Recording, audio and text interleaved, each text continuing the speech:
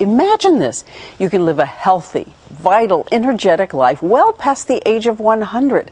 How close are we? Well, science is close to giving a second century of life to everyone through everything from radical cutting-edge technology to simple changes in how you eat.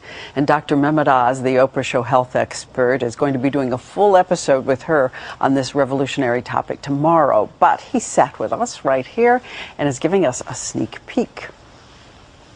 It's a little-known fact that Dr. Mehmet Oz is actually 180 years old, but he is here today to tell us that.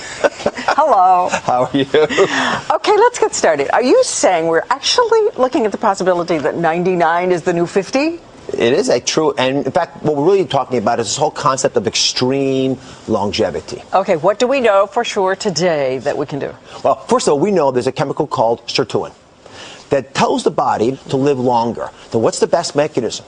It turns out that if you take rodents and you cut down their caloric intake, it's called calorie restriction, by a third, they'll live a third longer. Imagine that.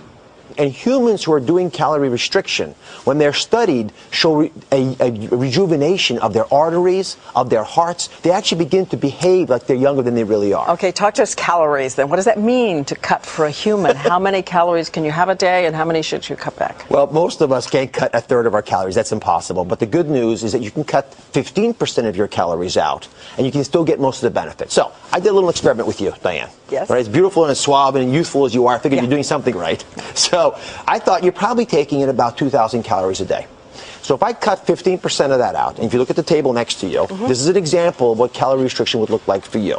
So you have without that, without the soda and the donuts. And I point that out because if I add the soda and the donuts, that total table is now 2,000 calories. But just cutting out those two items, which are nutrient empty, calorically rich, will get you to the 1,700 calories. So you've got salmon there, you've got fresh vegetables, you haven't got a potato, but there's no cream on it. There's a dessert, a low-fat dessert. Low-fat yogurt, the frozen yogurt. By cutting 15% a day down to 1,700 a day, I could live, we think, an extra 30 years or so. But that same chemical sirtuin can be turned on with other mechanisms. And one of them is one you're going to want to hear about. A lot of folks know that red wine has been purported to be good for you. Well, it turns out that red wine is red because of a chemical in it called resveratrol.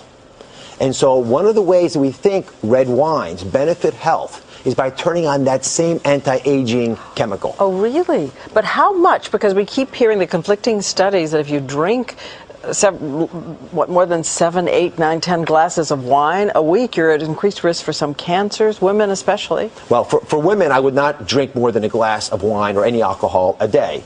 And for men, you can get a little bit more than that. Pills of resveratrol make more sense. But again, I want to warn everybody that we don't have a ton of information about this. In humans, we're not going to for another few decades. But taking proactive steps today could give us that extra longevity. Okay, in the near future, big breakthroughs in living longer. So the big deal for me is to move even beyond things you can do for yourself and talk about what technology can offer to us. I want you to come over. I got a little secret for you. All right.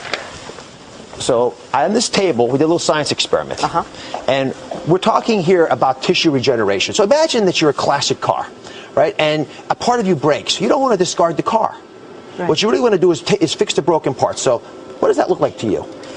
It looks like an ear. It looks like a styrofoam ear. You can hold it. It won't bite you. Does it feel sort of solid? Yeah, very solid. Right. So this is actually a mold for a human ear. So if you're a GI injured in war, or you had frostbite and lost your nose, we could actually re-engineer cells. So we take your blood, add it to the mold, and your cells will begin to repopulate this and make you a new ear. This is being done now. Being done today. It's actually been implanting for bladders. There's lots of different organs we can begin to replace. But this is the first generation. What I'm about to show you now will really blow your mind. And this is the example. If you hold this, this is a scaffold of an artery made from pig tissue. Right? Now, if I take that, you can see through it. You can use it as a straw. So if I take that and I add a little bit of your cells to it, your blood, and then I put it into a pump so it actually is feeling the pressure that an artery would feel, I can make you a new artery. You see pulse in there? No kidding. And look at this.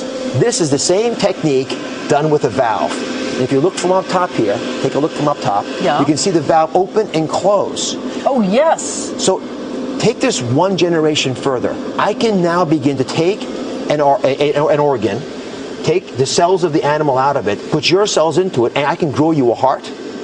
It's been done. I can grow you a liver, a pancreas, a spleen, a lung, anything.